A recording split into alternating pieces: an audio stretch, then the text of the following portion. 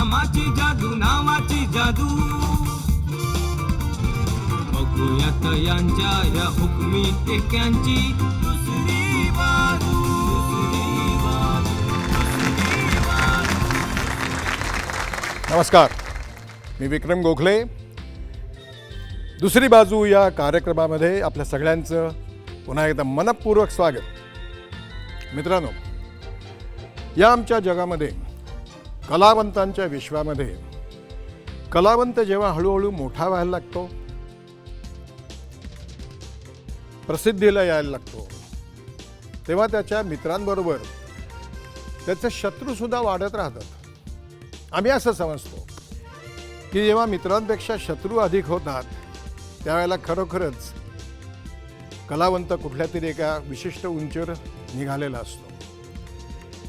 पण यामुळे होतं काय की अनेक वेळेला कलावंत काहीही कारण नसताना गैरसमजाच्या विळख्यात सापडतो. पण असे गैरसमज झाले तरी काही कलावंत आपल्याबद्दल हेतुपुरस्सर गैरसमज निर्माण करणाऱ्यांच्याबद्दल विचार न करता आपला मार्ग आक्रमत राहतात. अशाच एका धीट व्यक्तिमत्वाला आज आम्ही तुम्हा सगळ्यांच्या भेटीसाठी बोलवलेलं आहे. त्यांच्याबद्दल आणखीन काही सांगण्यापूर्वी आपण पाहूया त्यांच्याबद्दलची ही चित्रफीत.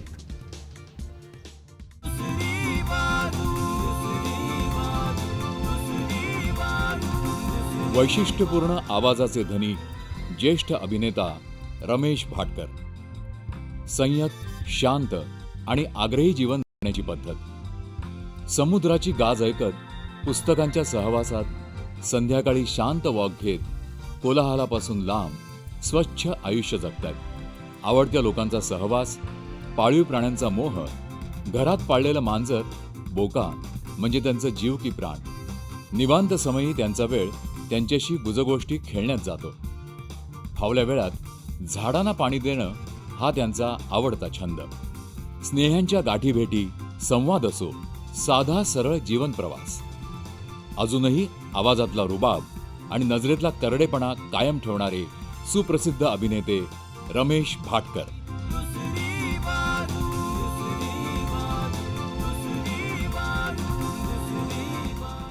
तर स्वागत करूया रमेश भाटकर यांचं. रमेशजी,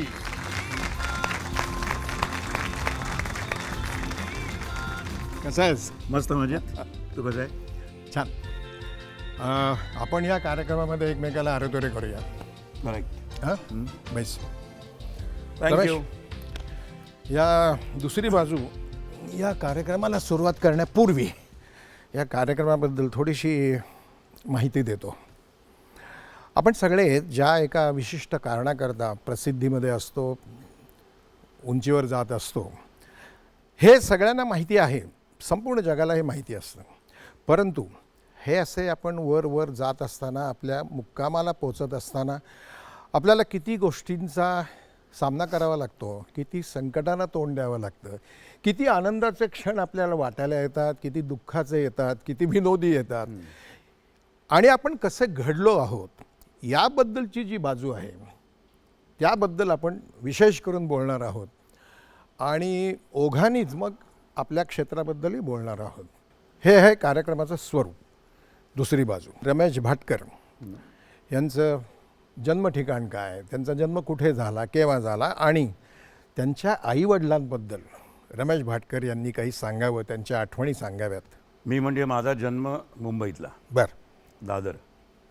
3 ऑगस्टला माझा जन्म झाला. आणि माझे वडील वासुदेव भाटकर, अर्थात स्नेहल भाटकर किंवा व्हीजी भाटकर अशा अनेक नावाने ते प्रसिद्ध आहेत. आई माझी लीला, ती शिक्षिका होती. आणि आजीबद्दल पण सांगतो. माझी आजी म्हणजे वडिलांची आई, तिचं नाव सखूबाई किंवा सुभद्रा. तर त्या पण शिक्षिका होत्या. म्हणजे आजी माझी शिक्षिका होती, आई शिक्षिका होती, माझी मावशी शिक्षिका आहे. अरे वा. मग म्हणजे हे शिक्षकांचं आमच्या घरामध्ये बरंच आहे. आणि वडील संगीतकार. तर अशा कुटुंबामध्ये मी जन्माला आलो. लहानपणापासून एवढं मला माहिती होतं की वडील संगीतकार आहेत, पण फारशी विशेष अशी सिनेमाची काही माहिती नव्हती. बरं. म्हणजे मला जेव्हा कळायला लागलं तेव्हा ते खूप उशिरा मला कळायला लागलं की मी बहुतेक एक बिंदिया नावाचा सिनेमा होता त्यांचा, त्यावेळेस मी पहिलीची परीक्षा दिली होती. पहिलीची परीक्षा म्हणजे मी डायरेक्ट दुसरीत गेलो शाळेत. बरं. पहिली परीक्षा म्हणजे पहिलीत नव्हतोच मी एकदम पहिलं बिगारी म्हणायची ती, बिगरी त्याच्यामध्ये होतं मॉन्टेसरीमध्ये, नवबालोद्यानमध्ये. तेव्हा मी ती परीक्षा दिली आणि मग दुसरीत गेलो होती. ती परीक्षा दिल्याने त्याच दिवशी जायचं होतं सिनेमाला. त्यांचा प्रीमियर होता का आय डोंट नो, लिबर्टीला कुठेतरी होतं. तेव्हा मी गेलो, तेव्हा मला कळलं की हां, हे सिनेमा आणि याचे संगीतकार. मी छोटा होतो तेव्हा, मला वाटतं एक 4-5 वर्षाचं असेल तेव्हाची गोष्ट आहे. संगीत ते माझ्या घरामध्ये आहे पहिल्यापासून. अच्छा. शिक्षणाचे संस्कार म्हणजे की आईपासून होतेच, आजीपासून होते. पण आणि जास्त अभ्यास वगैरे सगळं आमचा घ्यायचं ती आजीच घ्यायची आणि आजीला आम्ही घाबरायचो. तशी ती कडक होती खूप. आम्ही तिला मोठी आई म्हणायचो. आणि वडील पण तिला खूप रिस्पेक्ट करायचे किंवा एक धाक पण होता, वडिलांना पण धाक होता तिचा. म्हणजे एक फार मोठं प्रचंड व्यक्तिमत्व होतं. कारण ती स्वतः अशा परिस्थितीतून आली, ती प्रतिकूल परिस्थितीतून. एकतर वडील लहान असताना त्यांना आठवत पण नाहीत अशा वेळेस त्यांचे वडील वारले होते, की ज्यांची परिस्थिती आधी खूप चांगली होती वडिलांची, म्हणजे माझ्या आजोबांची. त्या काळात कोकणामध्ये त्याला सारवट म्हणायचं, बैलगाडी असायची रथासारखी, ते चालवत वगैरे ते यायचे. त्यांचं ताडीचं दुकान होतं आणि असं बरंच व्यवसाय त्यांचे होते, शेती होती, चांगली परिस्थिती होती. पण अचानक ते वारले आणि मग माझ्या आजीवर सगळं पडलं. ते तिन्ही त्या काळामध्ये तेव्हा एकतर विधवा स्त्रियांनी शिक्षण घेण्याच्या विरुद्ध असलेला तो काळ आणि प्रौढ स्त्रीनी तर विचारूच नका. तर अशा काळामध्ये विधवा झाल्यानंतर प्रौढ असताना तिने शिक्षण घेतलं. 4थीच्या पुढचं ती फायनल, त्या काळाचं फायनल झाली.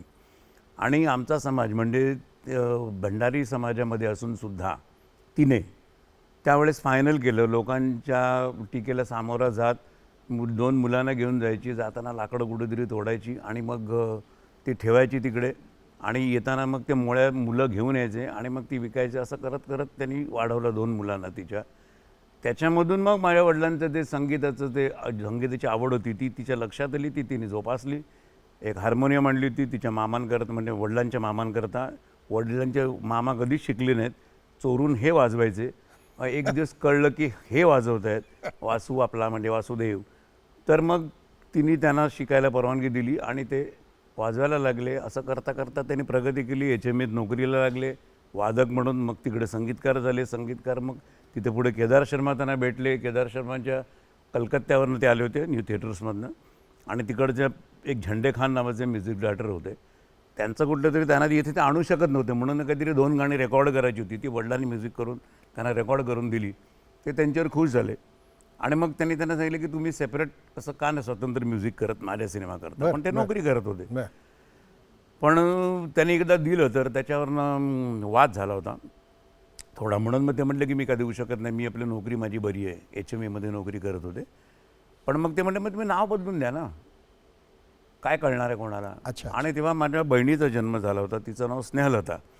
तर ते म्हटले की स्नेहल नाम कैसा लगेगा. शर्माजी बोलले बहुत अच्छा म्युझिकल नाम आहे. तर मग त्यांनी स्नेहल नाव तिकडून घेतलं. बरं. तिथनं ते स्नेहल भाटकर झाले. बरं. काही लोकांना असं वाटतं की स्नेहल भाटकर म्हणजे माझ्या आई की काय, असं वाटायचं पूर्वी की मी हे असं नाव. तर म्हटलं ते माझे वडील आणि त्यांचं खरं नाव वासुदेव. हा त्यांचा प्रवास. आणि मग पुढचा प्रवास लोकांना ठाऊकच आहे. ते पहिलं पिक्चर त्यांचं नीलकमल होतं, ज्याच्यामध्ये राज कपूर, इंट्रोड्युसिंग राज कपूर आणि मधुबाला असं होतं. त्यात राज कपूरला जो पहिला आवाज दिलेला आहे प्लेबॅक, तो माझ्या वडिलांचा आहे. अच्छा. हां. मग त्याच सिनेमात त्यांनी 3 आवाजात राज कपूरनी गाणी गायलेली आहेत.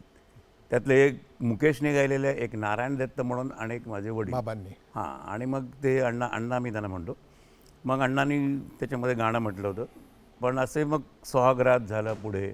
त्याच्यामध्ये पण गीताबाली इंट्रोड्युसिंग होती. अच्छा. तेव्हा त्यांनी पहाडी म्युझिक त्याच्यामध्ये इंट्रोड्यूस केलं होतं पहिल्यांदा अण्णाने आमच्या.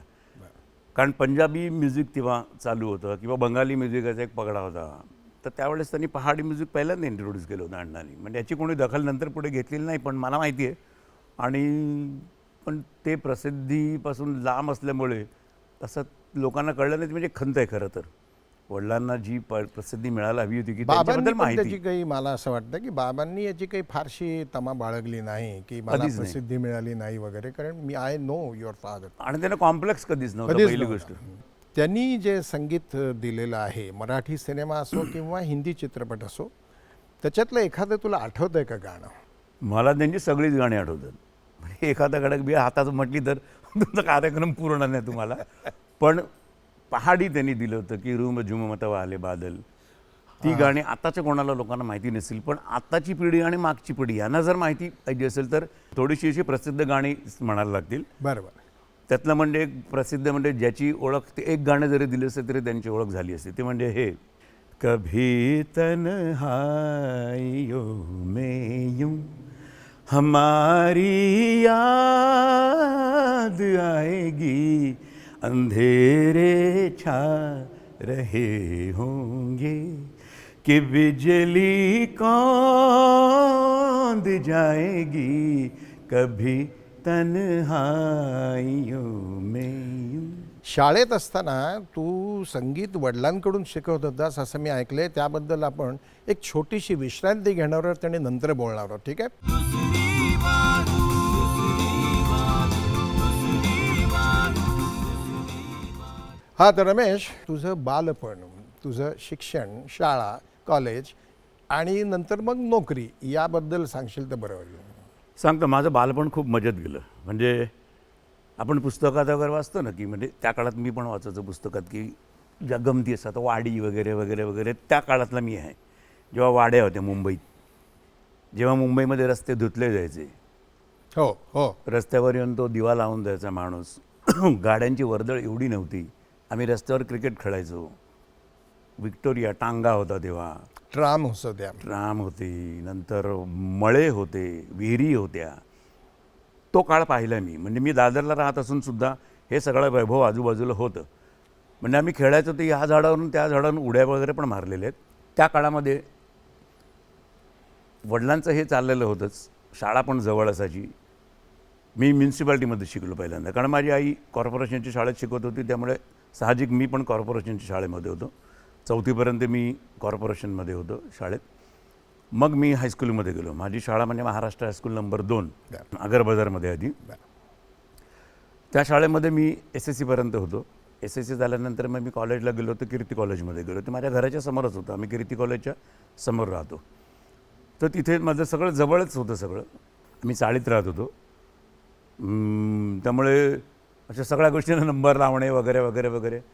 पण माझे वडील तिकडे ना हिंदीमध्ये संगीतकार असून सुद्धा, म्हणजे त्यांनी खूप पैसा वगैरे पाहिला नाही, पाहिला पण तसा, पण त्यांना तो संचय तसा त्यांना करता आला नाही की कदाचित काही असेल. पण त्यांना कधी ना खंत नव्हती किंवा असं कॉम्प्लेक्स नाही.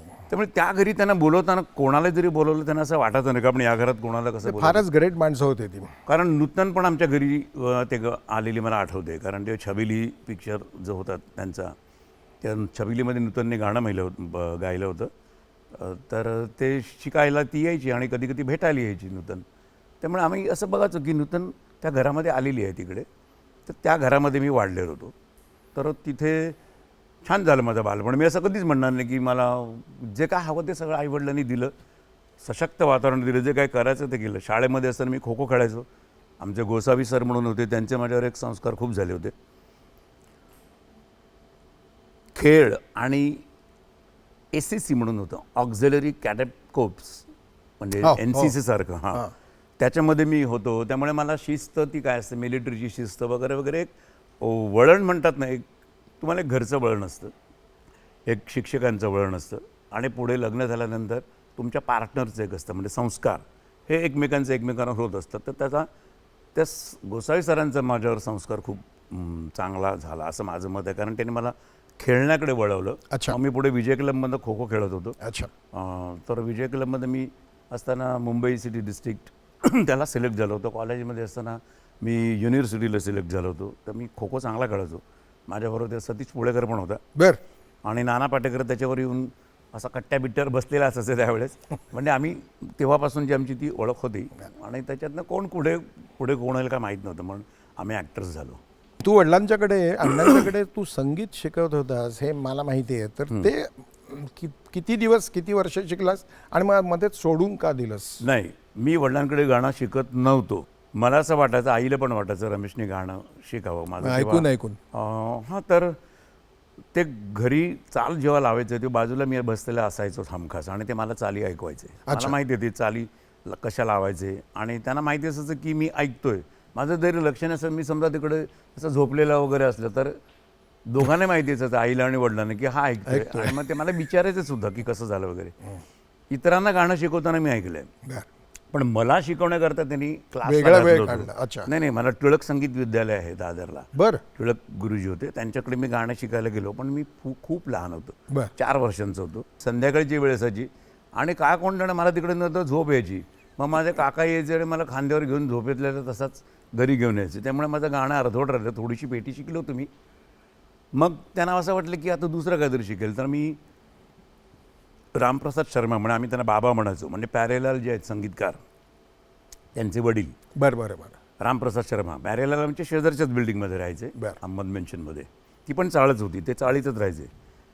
तर ते बाबा सगळ्यांना शिकवायचे व्हायोलिन. त्याच्यामध्ये मला वाटतं आता उत्तम सिंग वगैरे आहे ना संगीतकार वगैरे, तर उत्तम पण तिकडेच यायचं शिकायला किंवा फेटापेटा घालायचं होतं. तर मग मी बाबांकडे व्हायोलिन शिकत होतो. तर माझ्या आजूबाजूची वाडीतली काही मुलं होती ती पण शिकत होती. पण समहाव त्यांना कंटाळाला, त्यांनी सोडून दिलं आणि त्यांनी सोडलं म्हणून मी पण सोडलं. त्याच्यामुळे बाबा माझ्यावर फार चिडले होते. बाबा म्हणजे रामप्रसाद शर्मा. मला नोटेशन वगैरे चांगलं येत होते तेव्हा. मग ते इंग्लिश नोटेशन होतं, टाटा आटा वगैरे सगळं असं होतं. त्यामुळे ते म्हटलं मी क्या रमेश, तू भी एक संगीतकार का बेटा और तू मुझे लगा तर तू बहुत अच्छा म्युझिशियन बनेगा और तू. तर त्यांना ते आवडलं नव्हतं ते. पण मी ते नाही करू शकलो. की तो स्वभाव माझा अजूनही थोडासा आहे. काही गोष्टी मी अर्धवट सोडले, ते मला त्याचा पश्चातापसुद्धा होतो. ते संपलं. मग रामप्रसाद शर्मा आणि प्यारेलाल वगैरे सगळं ते घर सोडून जसं प्यारे संगीतकार झाला आणि तो पुढे गेला. मग मी त्या तिकडे राहायला आले ते अब्दुल करीम खां. अच्छा. म्हणजे तबला वाजवणारे, तबला ढोलकी वगैरे, हे म्हणजे ओ बसंती पवन पागल तबला वगैरे आहे. तर ते मला तबला शिकवायला घरी यायचे. बरं. त्यांचा हात असा पडायचा तबल्यावरती. मी तबला शिकलो नाही, मी फक्त शिकण्याची सुरुवात केली होती. बरं. आणि तर ते वाजवायचं, त्यांचं बोट असं जाडजूड असं टम वाजवलं, टम. माझं असं छोटंसं असं टुप असं वाजायचं. माझ्या लक्षात आलं की आपल्याला काही जमणार नाही. कॉम्प्लेक्स मला खूप असं यायचं पूर्वी, की मी म्हटलं की आपल्याला नाही जमणार बहुतेक. पण ते वाजवायचं ना, त्यांना सांगायचं की ते दिन सारा गुजारा तोरे अंगणा, ते गाणं आहे ना जंगलीमधलं, त्यातली ढोलकी त्यांनीच वाजवलेली होती. अच्छा. मग मी त्यांना म्हणायचो की त्याच्यावर तुम्ही वाजव, तेच वाजवायचे. आणि मग ते वाजवणं संपलं आमचं, तेही संपलं.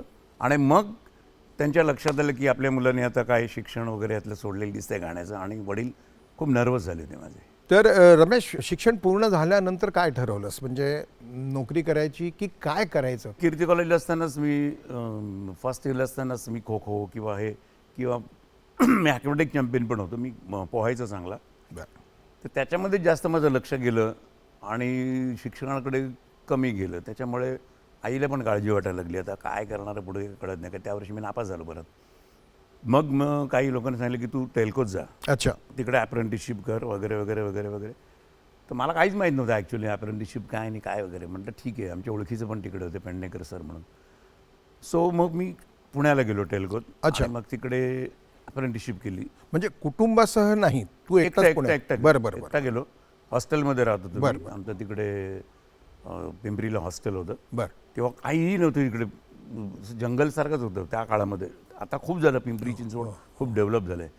आणि मुंबईतले माझ्या कॉलेजमधले पण काही मुलं होती, मुंबईतले रुईयातले काही मुलं होती, असे सगळे मुंबईतले खूप मुलं तिकडे आलेले होते वगैरे. त्यामुळे तिकडे चांगल्या ओळखी झाल्या. तिथे गेलो आणि मला त्याच्यामध्ये रस उत्पन्न झाला. मग आम्ही ट्रेनिंग डिव्हिजनच्या हॉस्टेलमध्ये राहत होतो तिकडे. तिथे सुद्धा शिस्त चांगली होती. आमचे ते इनामदार सर होते, ते पण आम्हाला सकाळी बीटी वगैरे सगळं करायचं. It was very nice. म्हणजे ते हॉस्टेलचं लाईफ होतं ना, त्याचा पण एक आयुष्यात एक माझ्या परिणाम झाला. तर तिथे त्यावेळेस आम्हाला दुसरं टाईमपास काही नसायचं, कारण खूप लांब होतं ते इतर लोकांपासून, वस्तीपासून. तर आमचं टाईमपास काय असायचं की आम्ही आलो की मग संध्याकाळी रात्री रेडिओ ऐकायचो. कोणाकडे तरी रेडिओ असायचं, तो आम्ही लावायचं बसायचं. तर त्या काळात बिनाका गीत मला लागायचं, ते आम्ही ऐकायचो. त्याच्यात मी नाचबीज वगैरे असं करायचं टाईमपास मध्ये. सगळे ते सगळे ते मुलं खुश असायची. पण भाटकर नाचते, तुला नाचताना मी पाहिलेलं आहे. आपल्या दौऱ्यावरती अनेक वेळेला तो तुझा कार्यक्रम मी पाहिलेला शब्द आहे ना, हा योग्य शब्द. मी भंकस शिकार करत होतो त्यावेळेस. टेल्कोमधल्या तुझ्या आठवणींमध्ये मला असं आठवतं आहे की तू असा एक फोटो दाखवला होता तो JRDचा होता की काय मला आत्ता आठवत नाही, पण ही आपली खूप जुनी गोष्ट आहे. तर काय नेमकं तुझी टेल्कोतली नोकरी त्याबद्दल काय सांगशील? रंगमंच तुझा तिथला कार्यक्रम ते जरा सांगशील थोडक्यात तर बरं होईल. मी काम पण करायचो. मी सगळ्या मशीन्सवर पण कामं केली आहेत. असेंब्ली फिटर म्हणून काम केले आहे, सगळी कामं केली. माझं काम चांगलंच आहे. त्यावेळेस मी ग्रोथ डिव्हिजनमध्ये काम करत होतो आणि तेव्हा नाटकात पण काम करत होतो. अच्छा, कारण मी म्हणजे व्यावसायिक नाटकात सुद्धा करत होतास की? सांगतो ना, कारण मी टेल्कोत असतानाच आमचा तिकडेचा एक मित्र आहे सुहास वाळुंजकर, बरं. तो सुद्धा हॉस्टेलला होता आणि त्याला वाटायचं की हा भाटकर नाटकात काम करू शकेल आणि तो टेल्कोची नाटकं बसवायचा आणि त्यांनी पुणे मराठी ग्रंथालयाचं पण एक नाटक बसवलं होतं. बरं बरं बरं बरं. तर तो माझ्या मागे लागला होता की आका किशाचं नाटक होतं की त्यात तू काम करशील का. तर मी एक दोनदा त्यांच्या तालमी पाहिल्या होत्या तिथे हॉस्टेल असताना. ते मला ते काही बरोबर नाही वाटायचं की ते असं 2 मिनटं एक जण ॲक्शन अशी करत होता की काय कुठे असं काहीतरी बरंच झालं. मी म्हटलं बोरिंग आहे, म्हटलं हे आपल्याला काही जमणार नाही, म्हटलं इतकं वेळ कोण काय करत बसेल. नाही मी म्हटलं मला नाही जमणार वगैरे काम वगैरे. तो म्हणजे मागेच लागला हा सुहास. पण शेवटी मुलं म्हणाल जा ना, तुला पुण्याला जायला मिळते की नाही त्या निमित्ताने, जा ना, आपण का हॉस्टेलमध्ये रोज असतो, तू जा ना. तर मग मी आपलं गेलो. तर मला वाटलं मला तिकडे घेतलं वगैरे म्हणून मी गेलो. बघतो तो तिकडं आणखीन 6-7 जण होते तिकडे. त्यांनी सिलेक्ट करणार होते त्यातनं तो कोणाला तरी. माय गॉड. तर त्याने मला तो मुंगीचा अगोदर रोल कुठला तर होता तो वाचायला दिला होता. तर मी म्हटलं की नाही मी हा नको रोल म्हटलं. तर मग त्याने मला किशाचाच रोल वाचायला दिला. तर मी तो वाचला आणि सगळ्यांनी मला कळले ना की तेव्हा माझ्यावर काम करायला काही 2-3 मुली पण त्यांनी पण माझ्यावर वाचलं. तर मला ते खरंच वाटायला लागलं की तो लव सीन वगैरे असं. तर मी असं येऊन मग सगळे मुलं काय झालं हॉस्टेलमध्ये सगळं विचारलं. अरे म्हटलं एक मुलगी पण होती तिकडे आणि 2-3 होते अशा. मग मी त्यांच्यावर असं सगळं प्रेमाचे डायलॉग्स वगैरे होते. मजा वाटली मला. म्हटलं असं मी त्याला सांगितलं. आय वॉज नॉट सिरियस की असं काय होईल वगैरे. Very true answer Ramesh. Very good very good. आणि मला त्यांनी घेतलं, मी काम केलं आणि ते काम लोकांना आवडलं चक्क. मग त्याने मला पुढच्या एका एकांकिकेमध्ये घेतलं, मद्रासिनी केला मराठी व्रतात. त्याच्यामध्ये मी काम केलं. त्याच्यामध्ये ते औद्योगिक ललित कलाचं होतं. त्याच्यामध्ये यशवंत पण होतं त्या स्पर्धेमध्ये तेव्हा. आणि मला चक्क बक्षीस मिळालं पहिलं अभिनयाचं. मला धक्काच बसला. आणि मग ते बघत असताना मग राजाभाऊ नातू वगैरे ते होतं. बाळ मोघे आमचा मित्र आहे. म्हणजे नंतर हे सगळे मित्र झाले. तर महाराष्ट्रीय कलोपासक त्या वर्षी राज्य स्पर्धेमध्ये नाटक करणार होते. त्यांना कोणीतरी नवीन असं मुलगा पाहिजे होता. तर मला तिकडे बघितलं. तर माधव वझे, बाळमोगे यांनी सगळं आम्ही कॉफी हाऊसला तेव्हा बसायचं. नंतर तो पण हॉस्टेल सुटलं होतं माझं. 3 वर्ष होऊन गेली होती आणि मग पुण्यात मी राहायला आलो होतो. But still you are working with Telco? Yes Telco चालूच होतं माझं. आणि मग तिकडे पुण्यात राहत होतो. तेव्हा पण आम्ही सगळे मुलं आम्ही एक रूम घेतली होती अशी आणि मग तिकडे आम्ही राहत होतो. बरोबर. तर तिकडे राहत असताना कॉफी हाऊसला रोज असायचो. पुणा कॉफी हाऊसला. तिथे हे लोक पण सगळे बसलेले असायचे. तर त्यांनी मला एक दिवस विचारलं. मग मी कलोपासकाच्या नाटकात काम केलं. ते माझं पहिलं राज्य स्पर्धेतलं चिंतरेम खानोलकरांचं नाटक काला ये तस्मै नमः. बरं. आणि ते त्या वर्षी पहिलं आलं. गोडबोले होतं का त्याच्यामध्ये? सुभाष गोडबोले, प्रमिला बेडेकर, योगिनी बेदरकर आणि राजाभाऊ नातूने ते बसवलं होतं. तर तिथे मला पहिल्यांदा मी नाटकाच्या बाबतीत सिरियस झालो. अच्छा. ती माणसं फार गंभीर होती नाटकाच्या बाबतीत आणि मी नाटक हा खूप गंभीर प्रकार आहे हे मला तिकडे बिंबवलं गेलं. आणि मग माझ्यामध्ये खूप बदल झाला. फोकसिंग सुरू एकदम की नाटक जी गंमत म्हणून मी आधी बघत होतो ते सोडून मग हा फार गांभीर्याने घेण्याचा विषय आहे. आणि मग त्या लोकांचा सहवास जो मला लाभला तिकडे, माधव वझे वगैरे सगळे, वासुदेव बाळंदे हे सगळे, बाळंदे सर वगैरे सगळं तिकडे मला भेटले. आणि हळूहळू मग कलोपासकाच्या नाटकात काम करता मग मी औद्योगिकमध्ये काम करायला लागलो. औद्योगिकमध्ये मी 6 वर्ष माझी एकांकिका पहिली आली. 3 वर्ष मला सलग अभिनयाचं बक्षीस मिळालं. अशी माझी प्रगती आपोआप होत गेली. पण मग कापडीनं तुझ्याबद्दल माहिती कुठून मिळाली? मी पहिल्यांदा काम केलं सांगतो अश्रूंची जली फुले बरं ह्या नाटकामध्ये, की तेव्हा पंडित मांडके नावाचे समीक्षक होते आणि ते अतिशय परखड लिहायचे. म्हणजे ते असे लोकप्रिय झालेच नाहीत कधी यांच्यात, कारण ते जोडपायचेत सगळ्यांना. पण ते चांगलं त्यांचं त्यांनी चांगलं म्हटलं म्हणजे बेस्ट. तर त्यांना माझं काम आवडत होतं. आणि तेव्हा काशीनाथ घाणेकर हे पणशीकरांच्या नाटकातनं बाहेर गेले होते. म्हणजे त्यांची सगळी नाटकं बंद झाली होती. त्यामुळे ती मला काय सांगायचं, अश्विनीची जले फुले आणि इथे ओशाळाला मृत्यू. पण त्यांनी इथे ओशाळाला मृत्यू सुरू केलं होतं. डॉक्टर लागुनी वगैरे काम केलं होतं तेव्हा. मास्टर दत्ताराम त्यांनी केलं, मग कुलदीप पवारने केलं, हे चालू होतं. पण ही 2 नाटकं बंद होती. लाल्या तू केलास. मग त्यांनी लाल्यासाठी माझं नाव सुचवलं मांडक्यांनी, पणशीकरांनी मला पाहिलं आणि तेव्हा म्हणजे फैयाजनी रिहर्सल पण घेतली होती आणि मला त्यांनी सिलेक्ट केलं आणि ते माझं पहिलं व्यावसायिक नाटक अश्रूंची झाली फुले, लाल्या. अच्छा. 1975 साली एकदम मला प्रसिद्धी मिळाली की कोणी नव्हतं, मी कुठेही नव्हतो आणि ते जे नाटक होतं की ज्या नाटकाला ग्लॅमर प्राप्त असं जी भूमिका होती की जी काशीनाथ घाणेकरसारख्या माणसाने केलेली आणि त्याने गाजवलेली ती भूमिका करायला कोण एक नवीन नट येतोय म्हणून लोकांची उत्सुकता वाढलेली आणि त्याच टीममध्ये पणशीकर वगैरे सगळे असताना त्यामुळे मला आपोआपच एक प्रसिद्धी मिळाली आणि मी प्रसिद्धीच्या झोतामध्ये आपोआप आलो. हे माझं नशीब. म्हणून झाला तो माझा फायदाच झाला. ते बरोबर आहे, परंतु टीका झाली असते तर ती फार मोठ्या प्रमाणात झाली. टीका झाली असती तरी मला त्याची काही खंत नव्हती, कारण मला कोण ओळखतच नव्हतं. आता जर कोणी अशी कुठली टीका केली तर थोडीशी, पण मला नाही टीकेची भीती नाही वाटत, कारण मी जे करतो ते मला पटेल 100%. आणि जर माझ्या डायरेक्टरला आणि माझ्या सहकलाकारांना माझं पटत असेल तर मला नाही भीती वाटत तशी कुठली. म्हणजे आताही नाही भीती वाटत आणि तेव्हाही घाबरत नव्हतो मी. मग कापडींची तुझी भेट कारण मला हे चांगलं आठवतं आणि मला खूप बरं वाटलं की यशवंत दत्तनी माझ्याबरोबर काम करायला म्हटल्यानंतर त्यांनी काहीतरी कारणं सांगून तो नाही म्हणाला आणि नंतर त्यांनी एका रात्रीत तुला त्यांनी आठवलं राहू गीतच सांगतो मी. राहू गीत तुम्ही लोक करत होतात त्यावेळेस. नाही मी पुण्यात होतो. तालमी तालमी करत होता. तालमी सुद्धा केलं नाही आणि मी पुण्यामध्ये तेव्हा माझं नोकरी चालू होतीच. मग हे सगळं करताना नोकरी चालूच होती, कारण मला नाटकाची शाश्वती वाटायची नाही की आपण आणि त्यावेळेस माझं लग्न झालं होतं. अच्छा, तेव्हा झालं. अश्रूंची झाली फुले नंतर लग्न झालं. म्हणजे जेव्हा मी तिकडे तुझ्याकडे काम करायला आलो तिकडे तेव्हा माझं लग्न झालं होतं. अच्छा. हो हो. आणि परिस्थिती काही खूप ग्रेट वगैरे असं काहीच नव्हतं, त्यामुळे नोकरी करणं भाग होतं. तेव्हा काहीतरी झालं, यशवंत दत्तनी काहीतरी आयत्या वेळेस नकार दिला वगैरे असं काहीतरी झालं आणि तेव्हा मला वाटतं माझं नाव जोशीनी तुझं नाव आणि त्याने किंवा जुईलीनी कोणीतरी जुली देवस्करने वगैरे असेल बहुतेक सजेस्ट केलं आणि मग त्यांना घाई होती आणि त्यांनी मला बोलवलं. मी आलो, त्याने रातोरात मला इकडून घेऊन गेले. मी सकाळी तिकडे पोचलो, तू तिकडे होतासच आणि माझं वाचन घेतलं आणि वाचन करताना तूच काहीतरी असं असं कधी केलं आणि मग त्यांनी मला सिलेक्ट केलं आणि बरोबर 8व्या दिवशी मी रंगमंचावरती आलो. 7 दिवस प्रॅक्टिस केली. 7 दिवसातच आपण नाटकाकरता उभे राहिलो. आपण एक छोटीशी विश्रांती पुन्हा एकदा घेणार आहोत. दुसरी बाजू, दुसरी बाजू, दुसरी बाजू, दुसरी बाजू. मृदुल तुला कुठे भेटली, कशी भेटली? मी जेव्हा एकांकिका करायचो टेल्कोत असताना तेव्हा मी एक सूर्यास्ताच्या अंतिम किरणापासून सूर्योदयाच्या प्रथम किरणापर्यंत ही केली होती. अमोलने ती अनुवाद केली होती, सुरेंद्र वारवाचं. आणि अमोलचं मी ओरिजिनल पाहिलं होतं तेव्हा बँकेचं. अमोल पण तेव्हा बँकेत होता, तेव्हा बँकेत असताना त्यांनी ती केली होती आणि मग तीच करायचा बाळमोगे म्हणाला आपण तीच करू. आम्ही टेल्को करतो ती केली होती. ती पहिली आली ती मला ॲक्टिंगचंही मिळालं होतं बक्षीस, त्यामुळे ती मला अशी भिनली होती अंगामध्ये खूप.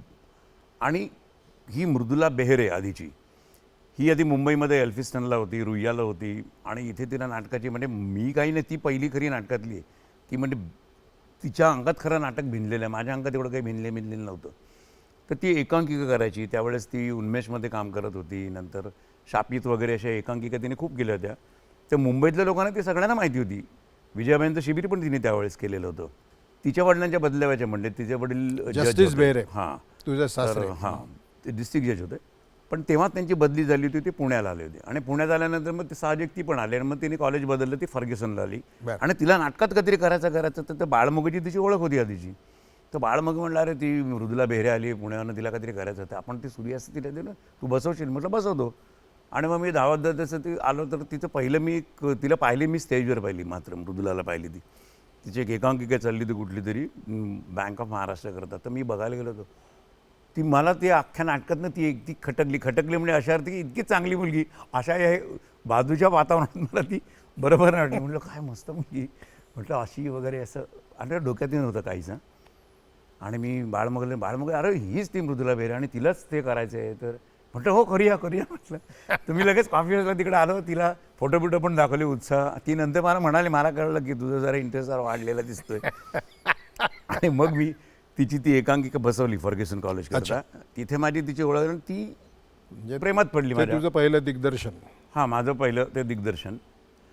अर्थात ते अमोलने केलं होतं, त्या पद्धतीतच मी केलं होतं, पण मी ते केलं आणि बसवली व्यवस्थित. म्हणजे मला कॉन्फिडन्स त्या एकांकिकेने दिला होता. आणि तर ते मृदुलाला इतकं आवडलं आणि मग कशी आलं ती लक्षात. भाळली आणि मी पण भाळलो आणि तिने डायरेक्ट मला एकदा विचारलं, असं मला तू आवडतं. मला धक्का बसला. मला तिचं सगळं क्लिअर कट असायचं मृदुलाचं. म्हणजे ते वडिलांची पण डायलॉग होता नव्हता, असं स्वच्छ असायचं, म्हणजे असं आडपडदा काही नाही, तसंच ते होतं. आणि ती पहिल्यापासून तशी आहे, ती आज पण तशीच आहे. आणि हो, तिने हो. नेक्स्ट डे वडिलांना सांगितलं की मला असा मुलगा आवडला. मी त्याला, मला धक्काच बसला. ती मला बोलली, म्हटलं तू वडिलांना सांगितलं, असं कोण सांगतं का लगेच कोण वगैरे. म्हणून नाही, आमचा डायलॉग मी सांगितलं तर ते तुला भेटणार कधी, आमच्या घरी आहे. आणि मी एकदा टरकलो ना देवी. तर तिथे माझी तिची ओळख झाली. अशी नाटकातली ओळख आहे तिची माझी. पण तुमच्या दोघांपेक्षा जास्त मला हर्षी आवडतो. कारण मी त्याला एवढा असा पाहिलेला आहे. हर्षवर्धन खूप गोड आहे आमचा, म्हणजे समजूतदार पण खूप फारच, आहे फारच. आणि प्रेमळ आहे. बेसिक तो खूप प्रेमळ आहे. कधी हट्ट वगैरे त्यांनी कधी केलेलं नाही. दुसरी गंमत म्हणजे अशी की तो शिक्षणात चांगला आहे. तो खरा ॲक्टर पण चांगला होऊ शकला असता, पण समहाव आम्ही त्याला कुठे असं नाटकात आणलंच नव्हतं. पण नंतर चांगलं त्यांनी आहे केव्हा तरी रमेश. एकदा तू स्पॅनिश नाटकात ऍक्टिंग काम मध्ये केलं. आहेस, तुझी बायको न्याय व्यवस्थेमध्ये आहे, तुझा नवरा त्यांनी डॉक्टरेट केलेली आहे असं मी ऐकतो. रिसेंटली मला तुझ्या व्याह्यांच्याकडून ती बातमी कळलेली आहे. तू जरा हां, म्हणजे आता विस्ताराने तो त्याने डॉक्टरेट केलेलं आहे. त्यांनी तो याच्यात नॅनो फिजिक्समध्ये त्यांनी केलेलं आहे कम्प्लीट. आता तो मोंटाना स्टेटला आहे. मोंटानामध्ये. हां, तर इथे ज्ञानप्रबोधिनीमध्ये आधी होता तो. अच्छा हां, अच्छा. पुण्यात. आणि त्याच्यानंतर मग मृदुलाने जेव्हा निर्णय घेतला मुंबईत येण्याचा, त्यावेळेस आम्ही त्याला विचारलं होतं की तुला आता ज्ञानप्रबोधिनीत राहायचं की तू नाही, मला म्हणा माझ्या आईवडिलांबरोबर राहायचं, मी बरं. तुमच्याबरोबर येणार. मग तो आला आणि मग बालमोहनमध्ये मग आम्ही त्याची ॲडमिशन घेतली. त्यामुळे बालमोहनमध्ये तो शिकत होता. मराठी मीडियममध्येच शिकला तो. Very good. मला आधी वाटत होतं की आपण आपल्या मुलाला इंग्लिश मिडियममध्ये घालावं का, कारण मला इंग्लिशचा कॉम्प्लेक्स खूप होतं त्यावेळेस खूप. तर मृदुला बोलली मी मराठीतच शिकले आणि मला कधी आम्ही इंग्लिश व्यवस्थित बोलतो. आमच्या वडिलांनी आम्हाला इंग्लिश ही भाषा ही बोलता येते, माझ्या मुलाला मी शिकेन तो मराठीतच शिकेन. Very good. आणि तो मराठीतच शिकला. आणि मग कॉलेजला गेला तर झेवियर्सला गेलं की ते डायरेक्ट इंग्लिश मिडियमचे असतात, पण तोपर्यंत त्याचं इंग्लिश अतिशय चांगलं होतं. तो चांगला इंग्लिश बोलायचा. तो जर्मन पण चांगला बोलतो. ती त्याची स्वतःची त्यांनी केलेली प्रगती आणि आईने त्याच्यावर केलेले संस्कार आहेत. आणि तिचे काही व्ह्यूज होते की हे असं असावं की सुट्टीमध्ये मुलाला काय करावं. ते सुट्टीमध्ये मुलं बहुतेक थोडीशी इथे तिथे जाऊ शकतात विचाराने किंवा वृत्तीने, वागणुकीने. तर तिने त्याला अशी शिबिरं काही असायची कुठेतरी, कब्ज वगैरे कुठले तरी, तिथे ती पाठवायची. कधी डोंगर चढणं किंवा इकडे तिकडे वगैरे. तर व्यक्तिमत्व विकास ह्याच्यामधून तो स्वतः डेव्हलप झाला. बेसिक तो मनाने खूपच चांगला होता. हो तर हट्ट कधीच नाही. म्हणजे आमची परिस्थिती पण तेव्हा खूप नव्हती. मला आठवतं की तो छोटा होता. आम्ही नुकताच फ्लॅट घेतला होता, पण तो कोट्यातनं मिळाला तो होता फार मला. समजूतदार हां. मुलगा आहे. तर तेव्हा त्याला एकदम पॅन्ट त्याची ना अशी ते हाफ पॅन्ट इथे ते शिलाईची इकडे फाटली ती दोन्हीकडे आणि ते अशी खिशी त्याची बाहेर यायची. तर तो असं त्याला लाज वाटत होती. मग एक दिवस कधीतरी आला आणि मला बोलला असं, मला जाऊन अडबी असं बसलो तर समोर आला, बाबा मला पॅन्ट पाहिजे कशी फाटली माझी वगैरे. तर म्हटलं आपण आत्ता नाही नंतर घेऊ ना. मग आत्ता माझ्याकडे एवढे म्हणजे पैसे आहेत, पण म्हटलं एकदम घाई नको, आपण म्हटलं नंतर घेऊ ना म्हटलं. तर तो असं माझ्याकडे असं बघत बसला आणि बरं, ते बरं होतं ना, आय अंडरस्टँड. एकदम काळीच फाडून गेलं माझं. I understand. त्याचं बरं इतकी समजूतदारपणाने दाखवला. मी म्हटलं फारच गोड आहे तो. आपणाला देऊ शकत नाही असं ना. मला इतकं ते भरून आलं होतं त्या मुलाबद्दल. ती परिस्थिती वेगळी होती, पण ती समजून तो तसा वागला तेव्हा. So now he is doctor. हां, ही इज आता मी त्याला काय वाटेल तिथे होतं. म्हणजे आम्ही त्याला एकदा सांगितलं होतं अमेरिकेत गेलो होतो, आम्ही लंडनला गेलो होतो, तेव्हा मी त्याला सांगितलं होतं. मग म्हटलं हर्षवर्धन आज तुला कुठे कुठे कसंही काय फिरायचं, आपण टॅक्सीने वाटेल तर लंडन टॅक्सीमधनं फिरू. परिस्थिती बदल की सगळं बदलतं, पण मला तो मागतच नाही काही.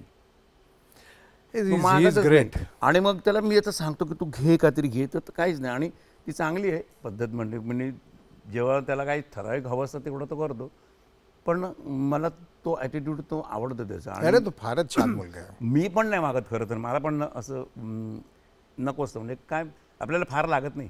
आपलं मूल किती समजूतदार आहे ह्या कल्पनेने सुद्धा जो हळवा होतो तो माझ्या दृष्टीने उत्कृष्ट बाप आहे. माझ्या दृष्टीने तुझी जी सून आहे, माझी पण सून, तिचं तुझ्याबद्दलचं जे काही मत आहे ते आपण जरा पाहूया. काय बोलली आहे? दुसरी बाजू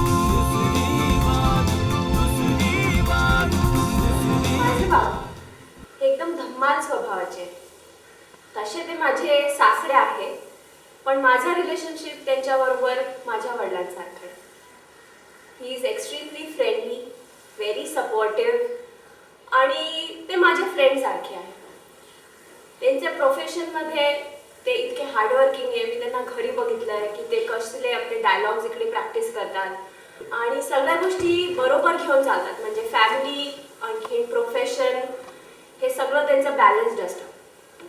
तसे ते फार गमतीशीर आहे आणि काहीतरी बंडल करत असतात, पण तरीही त्यांच्या आतमध्ये एक फार soft, there is this soft part about him which is very great. So I'm very proud to say that after having developed that kind of relationship with my father-in-law, now I do not miss my father and my family anymore.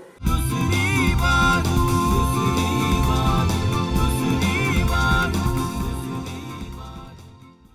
अनेक वेळेला आपल्यासारख्यांच्याबद्दल अनेक गैरसमज कारण नसताना होत असतात.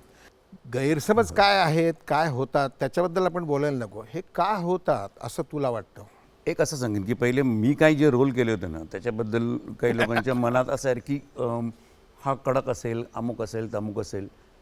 तर तसं काही नाही आहे. प्रत्यक्षात मी कसं आहे, माझ्या जवळच्यांना सगळ्यांना माहिती आहे मी कसं आहे, की मी बाहेर जाम गंमतमध्ये भंकसच करत असतो आणि मी छान गमतीत आनंदात राहायला मला आवडतं. उगीच टेन्शन्स घ्यायला मला कधीच आवडत नाही.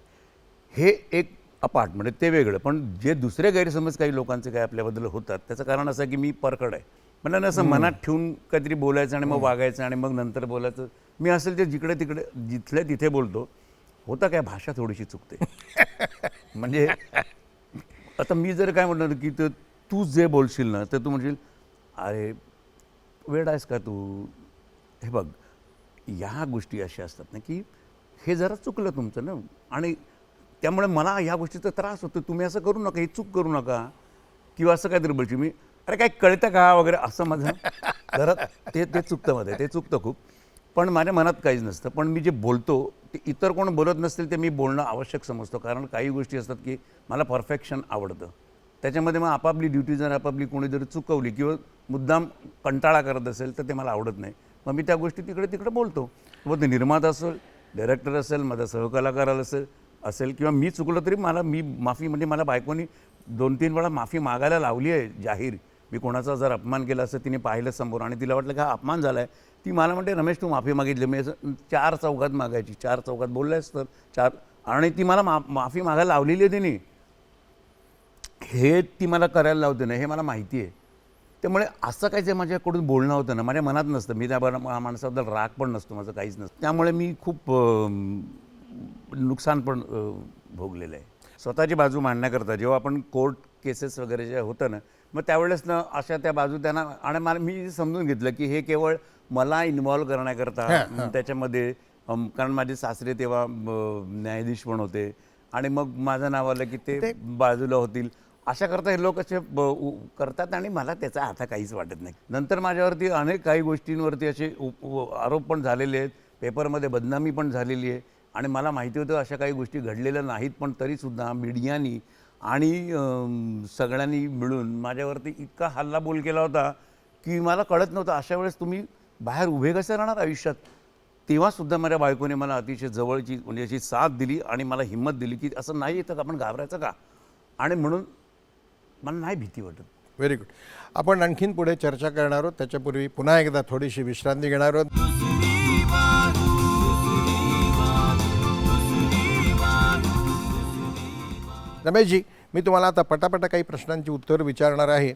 झाडीपट्टी रंगभूमी इथला अनुभव सांगून मग वाचनाचा तुझा काही छंद असेल तर पटपट, फक्त आपल्याला वेळ कमी मी आहे. झाडीपट्टीमध्ये काम केलं म्हणजे मला एकदा 1 वर्ष कोणीतरी विचारलं होतं. मला झाडीपट्टी काय विशेष माहीत नव्हतं, पण नंतर तिकडे गेल्यानंतर प्रत्यक्ष असं लक्षात आलं की फार मोठी रंगभूमी आहे. आपण मुंबईमध्ये बिझनेस करतो त्याच्यापेक्षा कैक पटीने त्यांचा मोठा बिझनेस आहे. त्यांच्याकडे जवळजवळ ते एकाच ठिकाणी 50-60 कंपन्या आहेत. 2 सेंटर्स आहेत तिकडे. तर तिकडे एक नवरगाव म्हणून तिकडेच आहे आणि दुसरं त्या ठिकाणी ब्रह्मपुरीच्या बाजूचं तिकडे वडसा. तर तिकडे मी गेलो होतो तर होर्डिंग्स मोठे सिनेमाचे लागतात ना तसे त्यांचे तिकडे मोठे मोठे होते तिकडे, जे आपल्याकडे मराठी नाटकाचे आपण इथे मोठा धंदा असून कधी करत नाही ते त्यांचं असतं. आणि तिकडे रोज ते प्रयोग करतात, चोख प्रयोग करतात. रंगमंच एक नावाला काहीतरी असतं आणि त्यांचा माई कसं ते वेगळा किस्सा बोलण्यासारखा, पण ते शेतकरी आहेत सगळे. हां. आणि तो सगळा क्लास आहे तो दलित क्लास आहे, म्हणजे नाटकात काम करणारे बहुजन समाज. कम्प्लीट ते मेहनत करतात आणि तेवढे ते 5-6 महिने तेवढे ते करतात. अच्छा हो, आणि ते शेतामध्ये असतं, अच्छा अच्छा जंगलातनं प्रवास असतो, म्हणजे तिकडे ते नक्सलाईट वगैरे पण असतात तिकडे. आम्ही काय काय ते चिमूर वगैरे जे काय ते दुसरे मनोर का काहीतरी असं आहे, तिकडे मी कामं केलेली आहेत. तिकडे त्या एरियामध्ये जाऊन जंगलातनं कधी जंगली प्राणी पण दिसायचे आम्हाला, त्या त्यांच्यावर जाऊन मजा केली. आणि ते सिन्सिअरली करत असतात. बाकीचा भाग नंतर केव्हा तरी सांगेन मी. राजकीय प्रणाली किंवा राजकीय विचार प्रत्यक्ष सक्रिय राजकारणात आपण असतोच असं नाही, पण तुझा काही राजकीय विचार काही प्रणाली असेल नाही, तर माझं राजकीय विचार असं नाही की समाजात राहिल्यानंतर तुमचा आपल्या देशाचा विचार येतो तेव्हा राज्याचा विचार असणारच आपल्या, आणि स्टेटचा असतो, राज्याचा म्हणजे देशाचा असतो. त्यात राजकीय असणारच प्रत्येकाची मतं, कारण देश चालवतात ते आपण त्यांना निवडून देतो. रमेश, सामाजिक योगदानाबद्दल तुझं काय मत आहे? किंवा तू सामाजिक काही योगदान कृती मी करतोयस खरं सांगू का, की आपल्याकडे काही म्हणतात की तुम्हाला एवढं मिळालं की एवढं घरात पाहिजे, एवढं यांना दिलं पाहिजे, एवढं त्यांना दिलं पाहिजे. तर त्यात एकदा तुम्ही सुखी झालं, सुखी म्हणजे तुम्हाला ज्या तुमच्या गरजा आहेत त्या पूर्ण झाल्यात, तर उरलेले पैसे जे आहेत ते तुम्ही काय करणार आहात, ते तुम्ही वाटलेच पाहिजेत. आणि ते अशा व्यक्तीने वाटले पाहिजे. आपण सत्पात्री दान म्हणतो तसं होणं आवश्यक आहे. एखाद्या गरीबाला दिलं पाहिजे. एखादं शिक्षणापासून काही लोक वंचित होतात की त्यांना शिकता येत नाही, त्यांना तुम्ही दिले पाहिजेत. एखादा अपंग असतो त्याला तुम्ही काहीतरी मदत केली पाहिजे. या गोष्टींवर माझा विश्वास आहे. एखादी फॅमिली असते, एखादी चांगली फॅमिली पण असते, त्यांच्यावर कधीतरी आपत्ती येते आणि ते समाजात बाहेर जाऊन कुठे सांगू शकत नाही, आणि कुठे मदत मागायला गेलं की त्यांना ती मदत मिळू शकत नाही, की पैशाची, अरे हा देईल की नाही परत वगैरे, अशी पण भीती वाटते. अशा लोकांना मदत करणं हे मला जास्त चांगलं वाटतं. त्याच्यामध्ये मी भाष्य काही करणार नाही, मी काय केलं याच्याबद्दल मला बोलायचं नाही आहे. पण रमेश, मी तुला एक सांगतो, पूर्वी हा असा होता काळ, हा संकेत होता की आपण जे काही सामाजिक काम करतोय त्याबद्दल बोलू नये. परंतु आज जेव्हा तुझ्यावरती प्रेम करणारा हजारोनी लाखोनी असा प्रेक्षक आहे, तुझे चाहते आहेत, त्यांनाही कळलं पाहिजे की आपल्याला आवडणारा हा अभिनेता हेही काम करतो, तर आपणही केलं पाहिजे याकरता. म्हणून मला तुझ्याकडे नाही, याकरता म्हणून नाही, ते जर खरं तर ते वैयक्तिक आहे, ते लोकांना कळलं पाहिजे असं नाही. आपण लोकांना सुखी करतो नाटकातनं किंवा सिनेमातनं, हे एक आहे, ते आपलं कर्तव्य आहेच, ते आपण ते केलं पाहिजे.